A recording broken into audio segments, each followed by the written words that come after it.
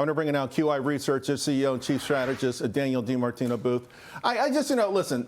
Here's the thing I want to share with the audience, right? Because at the end of every time Powell speaks, and he'll say it today, at the end of every statement, he says, we understand that our actions affect communities, families, and business. It's okay, you understand, but do you care?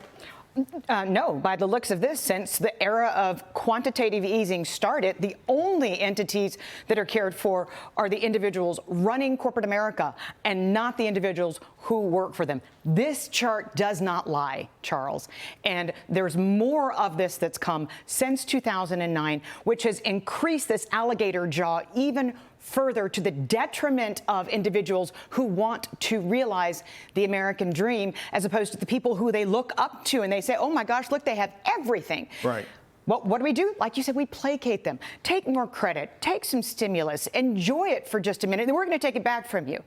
The Fed needs to begin, as is their mandate, to be making policy for the public good, the entire public, not just a small portion of it. How come they keep falling short of that then? Oh, well, I think their focus is in the wrong place. They don't listen. They don't have listening ears.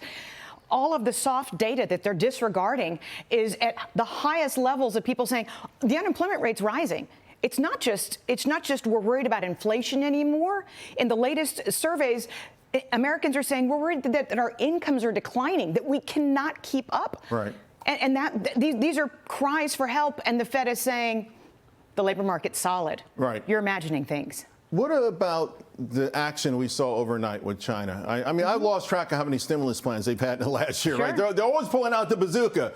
But last night they had a series of things.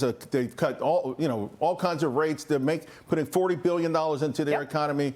The Fed has to see this. Do they say maybe we should do it? Because it's not just China. All these central banks around the world are taking decisive actions to shore up their own economy.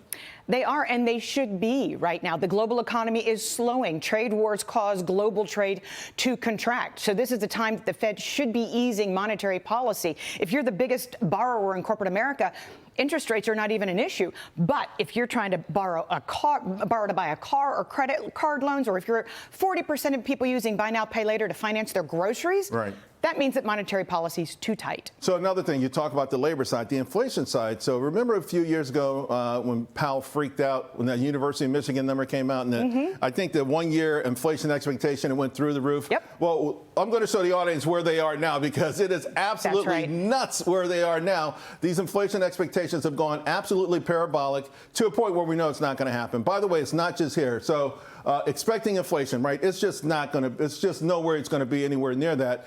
But Sweden, right, had a similar situation where a parabolic move, and then the latest inflation data just today, it went down, right? So exactly. And then, we layer on top of that, you always talk about trueflation, right? There are other real-time, high-frequency places to find data. This is your area. Trueflation, I think, is at what, 1.5? 1.57, 1.58 this morning, yes. So how come the Fed doesn't, they can't be swayed by these big spikes in the Michigan sentiment number, knowing that's more emotions and politics than reality. It is more politics. And if you look at the University of Michigan parsed out by political party, you get two diametrically opposite pictures of where people believe inflation's going to go. And if you look at where real rents are in the United States and where market-based inflation metrics that the Fed follows are, they're really close to where that trueflation number is. The latest reading was 1.3% below the Fed's target. Right. They need to be paying attention to evidence on the ground, Charles. The street looking for 3 rate cuts. You don't think that's enough? I don't. I still say that we need 4 or 5 this year. Somebody on the Federal Open Market Committee got their way because they said that unemployment rates are further elevated than they were 6 weeks ago. So they've got 3. For a while, December was on the table, but you say they've got to do a lot more, and it'd be wise if they were to start today. I would think so. Just look what we've seen in freight alone. We will see that in the May payrolls. Danielle, I need you to do me a favor. Stay around for the power panel. I'll stay. All right.